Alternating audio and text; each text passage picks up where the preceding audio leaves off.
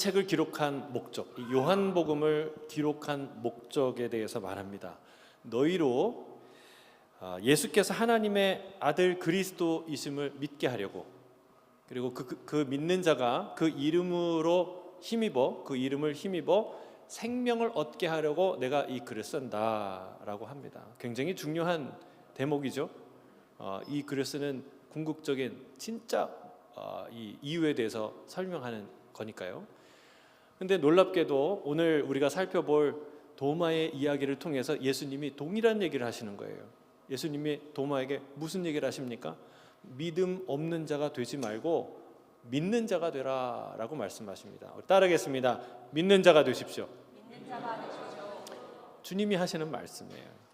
여러분, 이 도마는 부활의 소식을 들었지만 아직 믿지 못하는, 내가 봐야만 믿겠다고 고집하는 그런 사람인데, 여러분, 우리가 복음을 들어도 믿기지 않고 믿어지지 않는, 믿지 않겠다고 하는 사람들이 있죠. 그 모든 사람들을 상징합니다. 특히 이 시대의 경험주의, 과학주의, 세속주의로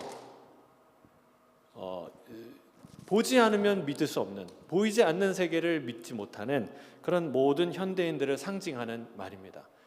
여러분, 이런 믿지 못하는 한 영혼을 주님이 찾아오셔서 만나주십니다. 그리고 말씀하세요. 믿음 없는 자가 되지 말고 믿는 자가 돼야 돼. 저는 오늘 도마와 같이 의심하고 아직 믿을까 말까 고민하고 믿음을 갖지 못해 안타까워하는 모든 자가 이 부활의 주님을 만나서 믿는 자가 되고, 보지 않지만, 볼 수 없지만 담대하게 믿는 믿음의 사람으로 변화되는 이 귀한 아침 되시기를 주의 이름으로 축복합니다. 우리 24절 같이 읽겠습니다. 24절 시작. 12제자 중에 하나로서 디두모라 불리는 도마는 예수께서 오셨을 때에 함께 있지 아니한지라. 자, 오늘의 주인공 도마가 등장합니다. 근데 안타깝게도 그는 다른 제자들과 함께 있지 않았어요. 사실은 이게 모든 문제의 발단입니다. 누구와 함께 있느냐, 어떤 자리에 가느냐, 거기에 있느냐 없느냐가 굉장히 중요합니다. 그럼 생각해 보세요. 누가 예수님의 제자가 되었습니까? 예수님이 그래, 제자들은 대표성을 떼야 되니까 유대 각지의 사람들, 너 어디 출신이야? 어디 출신이야? 물어보고, 그리고 각 지역별 대표 한 사람씩 뽑았습니까? 그러지 않았죠? 갈릴리에 모여서 함께 고기 잡고 함께 마음을 나누고 신앙을 나눴던 갈릴리의 어부들이 예수님의 제자가 됐어요. 생각해 보세요. 여러분, 오순절 성령 강림 사건 누가 받았나요? 성령이 기도 열심히 하는 사람 평소에 골라놨다가 그날 동시에 그들에게 임한 게 아니라 그들이 한 자리에 모여서 함께 기도할 때에 그때 성령이 부어졌어요. 그때 준비된 사람도 있었고 준비되지 않은 사람도 있었지만 그때 바로 그 자리에서 성령이 부어졌어요. 여러분, 오늘 부활하신 예수님이 첫 번째로 나타나서 만나주신 사람들은 누구입니까? 신앙이 좋은 사람, 예수님을 더 사랑했던 사람들을 각각 만나신 게 아니라 함께 모였던 제자들 가운데 주님이 처음으로 나타나셨어요. 여러분, 이걸 기억하셔야 됩니다. 어디에 가는지, 어디에 함께 있는지 없는지는 굉장히 중요한 사실이라는 거예요. 여러분, 이 교회 모임을 절대로 그렇게 생각하지 않겠지만 우습게 생각하지 않으시기를 주의 이름으로 축복합니다. 주님이 두세 사람이 내 이름으로 모인 곳에 내가 함께 하리라고 말씀하셨어요. 모인 곳에. 또 히브리서는 모이기를 패하는 어떤 사람의 습관과 같이 하지 말고 오직 권하여 그날이 가까이 옴을 볼수록 더욱 그리하라라고 말씀합니다. 말세가 가까우면 개인주의가 성행하겠죠. 더 안 모이겠죠. 그런데 그럴수록 모이라는 거예요. 그럼 모임이 굉장히 중요하다는 사실을 우리가 알 수 있습니다. 여러분, 우리는 이렇게 생각할 수 있어요. 하나님이 어디나 계시니까 굳이 내가 거기 안 가도 예배 드릴 수 있고 하나님 예배를 받으시겠지, 이런 생각 하실 수 있습니다. 그 말 자체가 틀리진 않아요. 하나님 어디 계시니까, 어디나 계시니까. 그러나 여러분, 성경을 보면 성도들이 모여서 예배하고 기도하고 은혜를 사모하는 그 자리에 하나님이 나타나시는 것을, 사건이 일어나는 것을 봅니다. 그들의 기도할 때 땅이 흔들리고 옥문이 열리고 하는 사건들이 일어나는 것을 성경이 증언하고 있습니다. 여러분, 이 코로나 이후에 이런 생각들이 많아진 것 같아요. 개별적으로 인터넷 예배를 드리고 내가 개인적으로 예배를 드려도 이게 예배지. 사랑하는 성도 여러분, 모이기를 힘쓰시기를 주의 이름으로 축복합니다. 어디에 누구와 함께 있느냐, 어디에 가느냐는 매우 중요한 사실이라는 것입니다. 부활하신 주님이 찾아오신 오신 자리는 사랑하는 제자들이 함께 모여 있는 그 자리다. 그래서 여러분, 은혜의 자리에 나가려고 힘쓰시기를 바랍니다. 하나님의 사람들과 함께 있는 것을 즐거워하시기를 바랍니다. 하나님이 소중히 여기시는 모임을 우리도 소중히 여겨야 하는 것이죠. 주님은 우리 모임 중에 찾아오십니다. 그 자리, 그 은혜, 그 특권을 빼앗기지 마시기를 주의 이름으로 축복합니다. 자, 25절 같이 읽겠습니다. 시작. 다른 제자들이 그에게 이르되 우리가 주를 보았노라 하니 도마가 이르되 내가 그의 손에 못 자국을 보며 내 손가락을 그 못 자국에 넣으며 내 손을 그 옆구리에 넣어 보지 않고는 믿지 아니하겠노라 하니라. 다른 제자들이 다 하나같이 도마를 향해서 말하는 거예요. 우리가 부활하신 예수님을 봤다. 여러분, 한 사람이 아니고 여러 친구들이 다 그 얘기를 하면 믿어야 돼요? 안 믿어야 돼요? 예? 믿어야죠. 안 믿기가 힘들어요. 근데 왜 그랬을까? 여러분, 그가 어딜 떠나지는 않았을 거예요. 예루살렘에 있었을 겁니다. 일생일대에 그렇게 큰 충격적인 사건이 벌어졌는데 여행을 갔겠습니까? 아니면 바쁜 일이 있었겠어요? 굳이 해야 될 일이 있더라도 그 일이 손에 잡혔겠습니까? 그가 귀가 있었다면 들었을 거예요. 제자들이 수군대는 이야기, 예수님의 시체가 사라졌다. 또 어떤 사람은 예수님을 살아나신 예수님을 봤다고 한다. 이런 얘기를 들었을까요? 안 들었을까요? 들었겠죠. 그런데도 불구하고 다른 제자들은 다 왔을 거예요. 그 제자들이 특별히 믿음이 더 있어서 왔나요? 예수님이 부활하신 게 분명해, 오늘 저녁에 예수님이 나타날 거야 라는 믿음과 확신으로 그들이 모였나요? 아니요. 소문 듣고 모였어요. 무슨 일인지 궁금해서, 알고 싶어서, 무슨 일이 있었나 듣고 싶어서. 근데 그런 소문에도 꿈쩍하지 않은 한 사람이 있었으니 도마였어요. 왜 그랬을까? 아마 마음의 상심이 컸던 탓에 그랬지 않았을까. 그는 주님을 사랑한 제자였습니다. 주님도 그를 무척 사랑하셨습니다.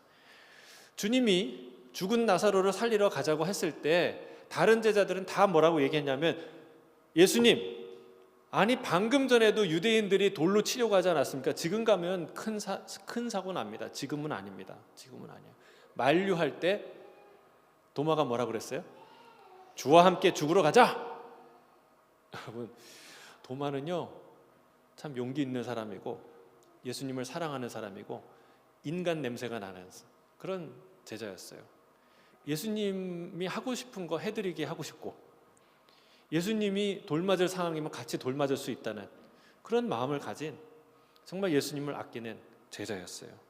또 주님께서 내 아버지 집에 내가 거할 곳을 예비하러 갔다가 다 준비하면 와서 너희를 영접할 거야.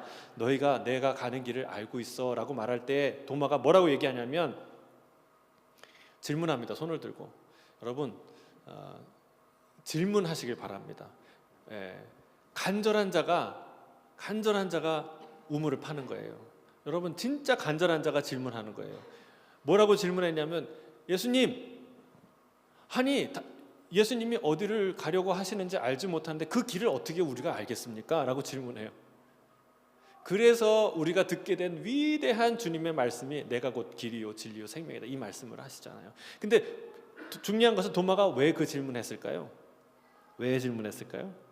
알고 싶으니까. 예수님 진짜 어디 가시는지, 진짜 계획이 뭔지. 왜? 나도 가고 싶으니까. 거기에 나도 있고 싶으니까. 도마는 진짜 인간적으로 예수님을 사랑한 그런 제자였습니다. 그러니 예수님의 이 죽으심으로 얼마나 큰 충격과 상심을 가졌겠어요. 두 가지. 첫째는 주님을 위해서라면 죽음을 불사하리라던 자신의 결단이 산산이 깨지는 것을 경험했죠. 자기도 도망갔잖아요. 아무도 예수님 곁에 있지 않았잖아요. 그 충격. 또 눈으로 목격한 거예요. 예수님의 그 끔찍하고 불의한 잔혹한 죽음을, 그 수치스럽고 그 고통스러운 죽음을 목격한 거예요. 그 충격에서 헤어나오지 못하는 것이죠. 주님은 의심의 여지 없이 죽으셨습니다. 완전한 죽음이에요. 생명의 불씨가 하나도 남아있지 않았어요. 완전히 꺼졌어요. 여러분, 이제 희망은 없어 보이는 것이죠. 희망의 불씨가 완전히 사라진 한 영혼에게, 그 도마에게 부활의 주님이 나타나십니다. 다시 찾아오십니다. 자, 26절 같이 읽도록 하겠습니다. 26절 시작. 여드레를 지나서 제자들이 다시 집 안에 있을 때에 도마도 함께 있고 문들이 닫혔는데 예수께서 오사 가운데 서서 이르시되 너희에게 평강이 있을지어다 하시고. 자, 여드레 후에 나타나셨다라는 말은 7일 후에 나타나셨다는 뜻이에요. 왜냐하면 3일 후에 부활하셨다는 얘기는 사실은 우리식으로 계산하면 이틀 뒤에요. 그렇죠? 돌아가신 날, 그 다음 안식일, 그리고 제3일 월요일, 주일이죠. 지금의 주일, 안식일 다음 날. 그러니까 이틀 후에 살아나셨다는 뜻이에요. 그런 표현입니다. 그 예수님이 나타나신 날까지 포함해서 여드레니까 일주일 후에 나타나신 거예요. 똑같은 날에. 그때는 다행히 도마가 있었어요. 근데 예수님이 왜 오셨을까요? 물론 사랑하는 제자들 한 번 더 보고 싶고 또 해주고 싶은 말도 있겠죠. 여러 얘기를 하셨겠죠. 근데 오늘 기록에 보면 무슨 얘기만 했어요? 도마 얘기만 했어요. 왜 오셨을까요? 도마 만나러 오신 거예요. 아직도 평안을 모르고 아직도 믿음을 갖지 못한 그 한 영혼에게 믿음을 주시기 위해서 찾아오신 것이죠. 그는 예수님이 27절에 언급하신 대로 믿음이 없는 자였어요. 아까도 말씀드렸듯이 정말 그러기 쉽지 않아요. 우리가 믿고 신뢰하는 한 두 사람, 세 사람만 똑같은 얘기를 해도 믿게 됩니다. 만약에 제가 지난주 금요일날 저녁에 나이트클럽에서 나오는 것을 우리 윤호상 장로님 보셨다. 근데 옆에 있는 이스트우드 나이트클럽 옆을 지나다가 우리 하민호 장로님도 보셨다. 두 사람이 증언하면 여러분 믿겠어요, 안 믿겠어요? 예? 믿기지 않지만 믿겠죠? 그게 사람이에요. 아니 근데 한 사람도 아니고 모든 제자들이 다 봤다는데 안 믿겠다는 거예요. 얼마나 쉽게 얘기하면, 그러니까 좋은 말로 얘기하면 신념이 굳은 사람이고, 좀 안 좋은 말로 얘기하면은 고집불통의 사람이죠. 예. 그런 도마에게 예수님이 찾아오세요. 여러분, 오늘도 고집불통인 우리에게 예수님이 찾아오신 줄 믿습니다. 찾아오세요. 문이 닫혔는데 주님이 들어오셨어요. 제자들 가운데 서서 말씀하세요. 뭐라고 얘기합니까? 이번에도 이 말씀을 하세요. 너희에게 평안이 있을지어다. 할렐루야. 저는 이 말을 읽을 때마다 감사해요. 우리 안에 평안이 없는 걸 주님이 아세요. 그리고 주님만이 우리의 평안이 되시는 줄 믿습니다. 주님이 우리의 평안이 되는 거예요. 주님이 주시는 그 어떤 선물이 우리의 평안의 조건이 아니라 주님이 우리의 평안인 줄 믿습니다. 여러분, 우리 마음에 풍랑이 일잖아요. 우리는 사소한 것 가지고도 화가 나고 염려가 되고, 이 마음에 내가 어떻게 할 수 없는 풍랑이 수시로 일어나잖아요. 그거 어떻게 잠잠하게 할까요? 내가 못해요. 여러분, 예수님이 꾸짖으시면, 잠잠하라 하시면 잠잠하게 될 줄 믿습니다. 그 내 마음의 풍랑, 어쩔 줄 모르는 풍랑, 여러분 그거 주님께 맡기셔야 되는 거예요. 주님 명령해 주세요. 이 마음의 풍랑 잠잠하게 해주세요. 그러면요, 정말 기적같이 나도 모르는 사이에 그 마음이 고요해지는 것을 느낄 수 있어요. 왜? 주님이 내 안에 계시니까. 그럼 우리 주님은 평강의 주님이신 줄로 믿습니다. 자, 27절 같이 읽겠습니다. 27절 시작. 도마에게 이르시되 내 손가락을 이리 내밀어 내 손을 보고 내 손을 내밀어 내 옆구리에 넣어보라. 그리하여 믿음 없는 자가 되지 말고 믿는 자가 되라. 주님께서 도마에게 말씀하셨어요. 도마가 제자들 앞에서 하신 말씀 그대로 말씀하셨어요. 여러분, 주님이 그 자리에 안 계셨지만 다 알고 계세요. 다 듣고 계세요.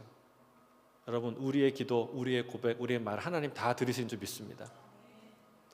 도마의 말 그대로, 그의 워딩 그대로 말하는 거예요. 네 손 내밀어서 내 손을 만져보고 그 손으로 내 옆구리에 손을 넣어보라. 그래서 뭐라고요? 믿음 없는 자가 되지 말고 믿는 자가 되라. 여러분, 믿음 없는 자가 되면 안 됩니다. 꼭 믿는 자가 되시기를 주의 이름 축복합니다. 부활하신 예수님이 육체를 가지신 분이라는 것을 우리가 여기서 볼 수 있죠. 닫힌 문도 막을 수 없는 분이었지만 분명한 것은 유령이 아니셨다는 거예요. 만져볼 수 있는, 그리고 볼 수 있는 그런 육체를 가지신 분이었다는 거예요. 근데 여기서 묵상하는데 제가 새롭게 발견한 것은, 참 놀라운 것은, 부활하신 주님, 부활의 육체를 갖고 계신 주님께 여전히 손에 못자국이, 그리고 옆구리에 창자국이 있었다는 거예요. 그걸 남기셨다는 거예요. 여러분, 우리가 고린도전서 15장에 보면 우리의 부활의 육체는 어떤 육체예요? 약한 것을 버리고 강한 것을 얻는다고 그랬어요. 그렇죠? 예? 이렇게 추한 것을 버리고 신령하고 영광스러운 몸을, 강한 몸을 우리가 얻는다고 하지 않았습니까? 그러니까 여러분, 소망을 가지시길 바랍니다. 팔이 불편했던 분이 부활했는데 또 여전히 팔을, 이렇게 불편한 팔을 가지고 부활하는 거 아니에요? 휠체어를 타시는 분이 부활해서 휠체어 어디서 찾는 거 아니에요. 그렇죠? 다 완전히 회복될 줄로 믿습니다. 근데 왜 예수님이 십자가의 그 상처를 그대로 안 없애시고 갖고 계시냐, 보존하셨냐는 거예요. 왜 그러셨을까? 첫째는 그게 우리를 위하여 죽으신 예수 그리스도, 바로 그분이라는 것을 알려주시기 위한 표식으로서 남겨두셨겠죠. 근데 여러분, 더 놀라운 것은 십자가라는 이 상처라는 것은, 흉터라는 것은 사실은 우리가 가리고 없애고 숨기고 싶은 것, 지우고 싶은 것이 상처예요. 근데 놀랍게도 우리의 연약함을, 그 상처와 아픔을 하나님이 승리의 표식으로 만든다는 거예요. 십자가를 보세요. 여러분, 십자가는 수치의 상징이 아닙니까? 온갖 욕을 다 듣고, 여러분, 직장 상사에 조인트 까이고 면박을 받고 아무것도 아니에요. 십자가는요, 내 육체와 영혼이 다 산산이 찢어지는 고통이에요. 수치예요. 그렇지 않습니까? 근데 그 십자가를 부끄러워하지 않으세요? 여러분, 십자가 부끄럽습니까? 여러분, 십자가 목걸이, 십자가 반지, 여러분 십자가 장식하고 다니시잖아요. 왜? 자랑스러우니까. 그 십자가, 부끄러운 십자가가 우리의 승리와 영광의 표식이 되었어요. 누굴 통해? 예수 그리스도를 통해서 그렇게 만드신 거예요. 할렐루야. 여러분, 여러분의 만약에 손에 뭐가 흉터가 있으면은 성형이라도 해서 가리고 나오고 싶죠? 안 그래요? 옆구리에 무슨 흉터가 있으면 여러분 이렇게 드러내기가 쉽겠습니까? 근데 주님은 그거를 간직하셨다는 거예요. 여러분, 주님은 우리의 연약함과 우리의 약함을 부끄러워서 숨기시는 분이 아니라 우리의 약함을 강점으로 만드시는 분인 줄 믿습니다. 그게 우리 주님의 하시는 일이에요. 예수님은 절대 우리의 약점을 숨기지 않으세요. 나사렛 예수라는 게 부끄러운 거예요. 그런 촌구석에서 온 사람이 뭘 도대체, 사람들이 그랬잖아요. 나사렛에서 무슨 선한 것이 나겠느냐, 그렇게 말할 만큼 부끄러운 촌구석이었어요. 근데 예수님은 그거 부끄러워하지 않으세요. 그렇죠? 여러분, 여러분의 고향 부끄러워하지 마시길 바랍니다. 더 나아가서 여러분의 약점을 부끄러워하지 마시길 바랍니다. 지금 그 나사렛은 역사 이래로 가장 유명한 도시가 되었어요. 우리 주님은 우리의 약점을 강점으로 바꾸시는, 우리의 부끄러움을 우리의 자랑으로 만드시는 위대한 분이시라는 것을 제가 이 못자국을 허리에 창자국을 묵상하면서 알게 되는 거예요. 실제로 사도 바울은 이렇게 말합니다.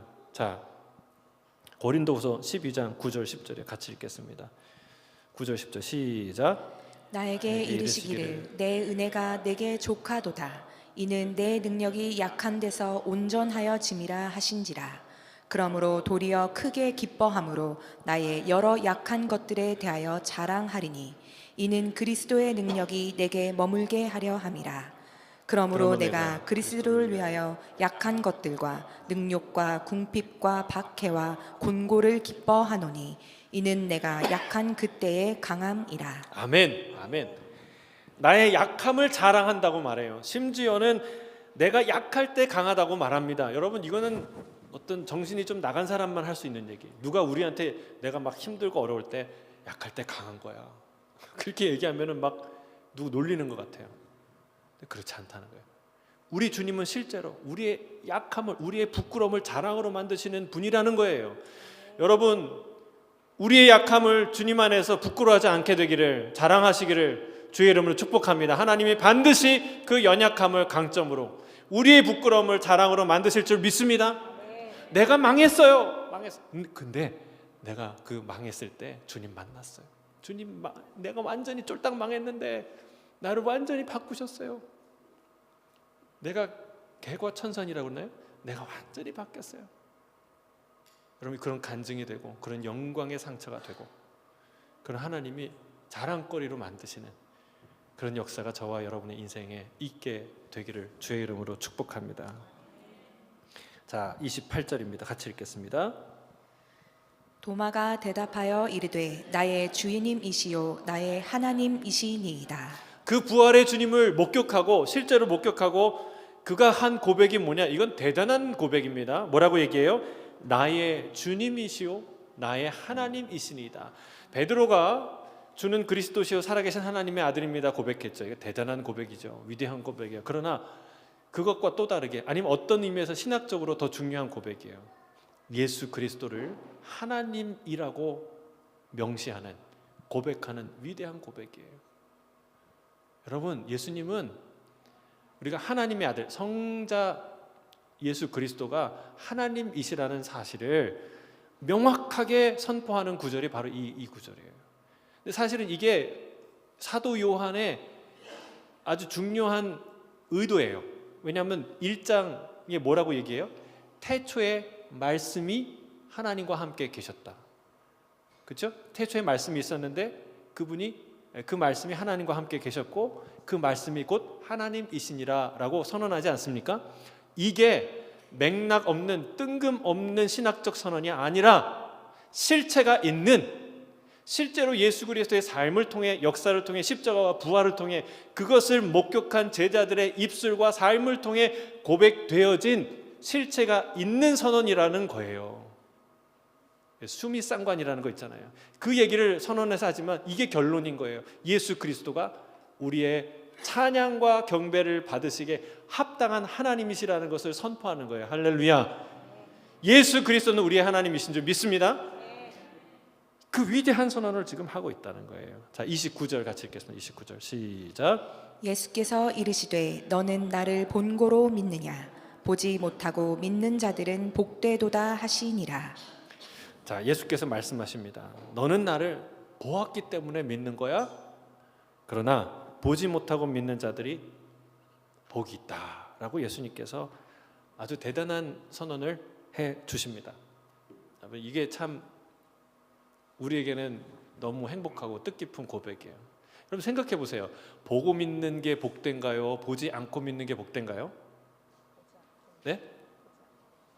우리가 상식적으로 생각하기엔 보고 믿는 게 복되죠. 예수님도 그러셨어요. 제자들에게 너희가 보는 그 눈이, 너희가 듣는 그 귀가 복이 있다 라고 말씀하셨어요. 왜? 너희 전에 수많은 경건한 의로운 자들이 이것을 보고자 하였고 이것을 듣고자 하였지만 듣지 못했지만 너희가 그들이 보고자 하는 것을 보고 있고 그들이 듣고자 하는 것을 듣고 있다. 그러니까 너희 눈은 복이 있다 말씀하셨어요. 보고 믿는 것은 복된 거예요. 영광스러운 거예요. 그렇죠? 생각해 보세요. 여러분의 인생에 만약 선택권이 있다면 이 시대에 예수님 잘 믿는 사람이 되고 싶어요? 그 시대에 도마로 태어나고 싶어요? 그 시대에 도마가 갖는 그 영광을 예수님의 12제자로 직접 예수님을 보고 믿는 그 영광을 누리고 싶어요? 고민이 되세요? 저는 후자예요. 고민할 필요 없이 예수님의 제자가 되고 싶죠. 근데 놀랍게도 주님이 이렇게 얘기하는 거예요. 보지 못하고 믿는 자들은 복이 있다. 복이 있다. 여러분, 이 말에는 아마 이 세 가지 정도의 의미가 있을 거예요. 첫째는 보고 믿는 자들이 있다. 보고 믿는 자들이 있다. 자, 보지 않고 믿는 자들이 복이 있다라는 말은 보고 믿은 자들에 대비되는 개념이죠. 보고 믿은 자들이 있어요. 누가요? 지난주에 부활하신 예수님을 보았기 때문에 믿은 자들이 있다는 거예요. 여러분, 우리는 본 사람들의, 경험한 사람들의 이야기를 듣게 됩니다. 그러나 보지 않았다고, 듣기만 한다고 그 믿음의 실체가, 내용이 없는 게 아니라는 것을 말씀하고 있는 것입니다. 믿음의 증인들이 실제로 있다는 거예요. 믿음은 우리가 상상하는 것을 믿으라는 게 아니야. 보지 않고 믿는 사람이 복이 있다는 말은 너희가 상상하는 대로 그대로 믿는, 그냥 무조건 믿는 사람이 복이 있다는 말이 아니라, 들은 말, 너희가 전에서 들은 그 말은 실체가 있다는 뜻이에요. 본 사람이 있고 경험한 사람이 있다. 역사적 실체가 있는 사실을 믿는다는 거예요. 베드로 사도가 이렇게 증언합니다. 베드로후서 1장 16절 같이 읽겠습니다. 시작. 이것은 교묘히 만든 이야기를 따른 것이 아니요 우리는 그의 크신 위엄을 친히 본 자라. 베드로가 쓰고 증언한 이 이야기들을 우리가 그냥 지어낸 말이 아니라 우리는 친히 변화산에서 그분의 영광을 보았고 부활하신 주님을 목격했고 실제로 우리가 경험했던 것을 쓰는 것이다 라고 말하는 거예요. 여러분, 내가 보지 않아서 못 믿겠다 라고 말하는 것은 어리석은 거라는 거예요. 보지 않았지만 그러나 이미 실제로 누군가 보고 믿게 된 사건이 존재한다. 그것을 기억하라 라는 거예요. 자, 둘째는 보지 않고도 믿어야 하는 것이 있다. 볼 수 없어도, 보이지 않아도 믿어야 하는 것이 있다라는 말이에요. 여러분, 보이는 것, 볼 수 있는 것이 전부가 아니라는 말이죠. 보지 않고 믿는 것이 결코 어리석은 것이 아니다 라는 뜻입니다. 히브리서 11장 1절 3절은 이렇게 말합니다. 같이 읽겠습니다. 시작. 믿음은 바라는 것들의 실상이요 보이지 않는 것들의 증거니 보이는 것은 나타난 것으로 말미암아 된 것이 아니니라. 볼 수 없다고 없는 것이 아니라는 거예요. 오히려 보이는 것은 보이지 않는 것으로 말미암아 존재한다는 거예요. 여러분, 분자나 원자가 보이세요? 그거 보이시는 분들은 병원에 가셔야 돼요. 안 보이는 거예요. 여러분, 양심이 보이세요? 그거 보이면은 여러분 미사리로 가야 돼. 그거 안 되는. 그렇게 양심이 안 보여요. 여러분, 사랑이 보이나요? 안 보여요. 안 보인다고 존재하지 않나요? 오히려 반대죠. 너무나 명확해, 그 존재는. 보이지 않는 그 미시 세계, 분자와 원자가 보이는 물질의 세계를 구성하지 않습니까? 보이지 않는 사랑과 양심이 나를 만들지 않습니까? 보이지 않았던 하나님의 말씀이 이 모든 우주 만물을 존재하게 하는 존재의 근원이 되게 하지 않았습니까? 여러분, 보이지 않지만 실제하는 것들이 있다는 거예요. 증명하기는 힘들어도 존재하는 것이 있다는 거예요. 하나님이 그렇고, 진리가 그렇고, 심판이 그렇고, 천국이 그렇고, 십자가의 사건이 그렇다. 자, 셋째, 보지 않고도 믿는 자가 복되다. 말 그대로, 예수님 말씀대로 누가 복 있냐? 보지 않았지만 믿는 사람, 그 사람이 복이 있는 사람이다. 자, 한번 네 가지, 보는 것과 믿는 것 사이에 한 네 가지 정도의 사람을 순서대로 한번 나열해 봅시다. 가장 불행하고 어리석은 자부터 가장 복된 자까지. 자, 첫 번째는 어떤 사람이냐? 보고도 믿지 못하는 사람. 진짜 불행한 사람이죠. 누구 같은 사람이에요? 애고방 바로 같은, 그 하나님의 전능하심을 눈에 다 봤는데도 믿지 않아요. 참 고약하죠. 얼마나 불쌍한. 여러분, 착각을 버리라는 거예요. 내가 보면 믿게 된다는 그런 생각은 버리라는 거예요. 보고도 안 믿는 사람이 있다는 거예요. 오히려 보고도 안 믿을 가능성이 높아요. 자, 그 두 번째, 그것보다 좀 나은 사람 뭐냐? 똑같지만 보지 못해서 믿지 못하는 사람. 여러분, 이런 자들 때문에 우리가 전도하는 거예요. 열심히 선교하는 거예요. 주님 오실 때까지 항상 우리가 열심히 해야 될 이유가 여기 있는 거예요. 세 번째는 뭐냐? 보았기 때문에 믿게 된 사람들, 예수님의 제자 같은, 지난주에 부활하신 예수님을 봐갖고 믿은 사람들, 그런 사람들 얘기하는 거예요. 오늘 지금 부활하신 예수님을 봐서 믿게 된 도마 같은 사람들 얘기하는 거예요. 마지막 네 번째로 진짜 복된 사람 누구냐? 보지 않고도 믿는 사람, 믿음을 가진 사람. 이들은 가장 복된 사람이다. 우리와 같은 사람이에요. 여러분이 복되다고 주님 말씀하는 거예요. 지금 이 얘기를 통해서 너희들은 참 복된 사람이야 라고 주님이 말씀한다는 사실입니다. 여러분, 주님을 사랑하십니까? 아멘.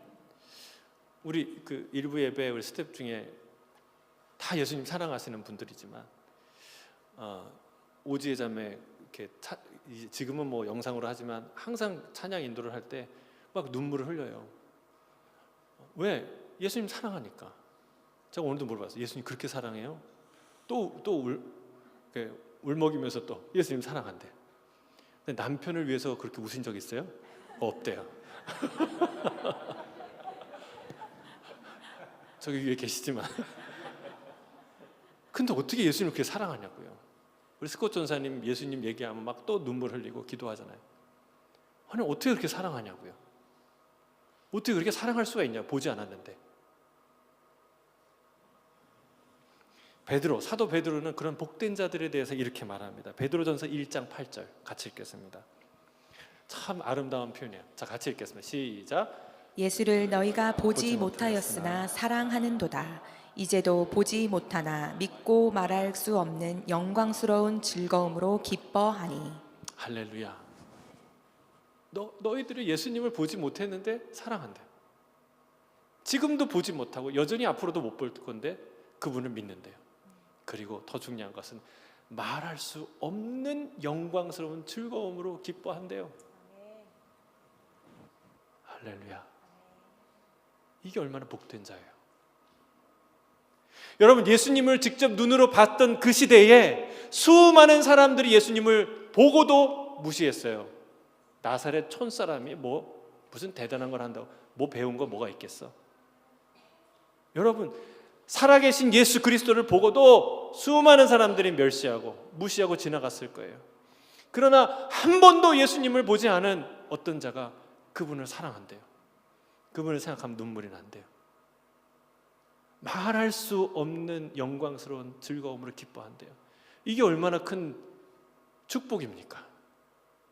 저는 이 축복이 저와 여러분에게 정말 폭포수처럼 파도처럼 밀려오고 부어지기를 주의 이름으로 축복합니다. 얼마나 복된 자들인가. 얼마나 복된 자들인가. 보지 않고 믿는 믿음이 좋은 믿음이다. 복된 믿음이다 라고 말씀하십니다. 이렇게 말하지 않아요. 보고 믿어야 진짜 믿음이지 라고 말하지 않는다는 거예요. 오히려 보고야 믿으려고 했던 그 도마의 완고함, 고집스러움은 어리석은 것이라고 주님이 말씀하는 거예요. 생각해 보세요. 여러분, 법정에서 진실을 다툴 때 무엇으로 그 진실이 확립됩니까? 이미 사건은 벌어졌어요. 다시 갈 수 없고 다시 볼 수 없고 다시 경험할 수 없어요. 그러면 진실을 밝힐 수 없나요? 믿을 수 없나요? 아니죠. 여러분, 증거와 증인이 있으면 그 사실은 확립됩니다. 성경에도 두세 사람의 증언으로 죄를 확정하라고 말하고 있습니다. 확실한 증인이 있다면 그것으로 진실이 인정되는 거예요. 물론 그 증인이 오염될 수도 있겠죠. 그래서 재판부는 수없이 여러 가지의 교차 검증을 통해서 진실을 밝혀내는 것이죠. 여러분, 제가 최근에 성경이라는 문서는 인류 역사상 가장 정확한 기록이라고 말씀드렸죠. 그 어떤 고대 문서보다 그 양적으로나 질적으로나 정말 비교가 안 될 만큼 정확한 문서예요. 뿐만 아니라 이 내용, 이 증언을 하는 증언자들의 진실성은 그들의 순교적 삶을 통해 너무나 명확하게 이미 드러나 있습니다. 그럼에도 불구하고 여러분, 보이는 것 아니면 믿지 못하는 이 과학주의 시대에 여전히 이 말씀이 거치는 돌처럼 여겨질 수 있습니다. 그렇게 여겨지는 사람들이 있습니다. 수많은 다른 제자들이 그렇게 예수님이 살아나셨다고 말하고 증언하는데도 불구하고 꿈쩍하지 않았던 도마처럼 그런 영혼이 있을 수 있습니다. 오늘 주님께서 그 한 영혼에게 찾아오십니다. 그리고 말씀하십니다. 믿음 없는 자가 되지 말고 믿는 자가 되라. 보이지 않는다고 없는 것이 아니다. 그 누군가는 보았고 믿었고 그래서 너한테 전하게 된 거야. 사도 요한은 한마디 보탭니다. 이 맥락에서 이 얘기를 하는 거예요. 정말 이건 중요한 얘기입니다. 요한복음 오늘 20장 30절 31절 같이 읽겠습니다. 시작. 예수께서 제자들 앞에서 이 책에 기록되지 아니한 다른 표적도 많이 행하셨으나 오직 이것을 기록함은 너희로 예수께서 하나님의 아들 그리스도이심을 믿게 하려 함이요 또 너희로 믿고 그 이름을 힘입어 생명을 얻게 하려 함이니라. 아멘. 예수께서 하나님의 아들이심 그리스도이심을 믿게 하려고, 그리고 그를 믿는 자는 그의 이름을 힘입어 생명을 얻게 하려고 내가 이 글을 쓴다. 여러분, 제가 설교하는 것도, 여러분을 여기에 하나님이 오게 한 것도 다 이 이유라는 거예요. 우리 예수님이 그리스도이시고 하나님의 아들이시고 나의 주, 나의 하나님이라는 것을 믿고 알게 되어서 그분으로 하여금 생명을 얻게 하려고 이 자리에 오게 하신 줄 믿습니다. 여러분, 오늘 설교를 마무리하겠습니다. 고통하는 세상, 멸망으로 치닫고 있는 이 인류에게 주님이 구원의 방주를 보내주셨어요. 승선할 수 있는 유일한 방법은 믿음이에요. 믿음. 그 배의 선장이신 예수 그리스도를 믿고 올라타기만 하면 됩니다. 그를 내 인생의 선장으로 받아들이기만 하면 됩니다. 믿음 없는 자가 되지 말고 믿는 자가 되라 말씀하십니다. 주께서 이 구원의 방주에 어서 올라타라고 주님이 요청하십니다. 한 사람도 빠짐없이 이 구원의 방주에 올라타시길 주의 이름으로 축복합니다. 보지 않고도 믿는 복된 담대한 믿음의 사람 되시기를 주의 이름으로 축복합니다. 아멘. 기도하겠습니다. 사랑하는 주님, 보고야 믿겠다는 이 완고함과 어리석음을 내려놓고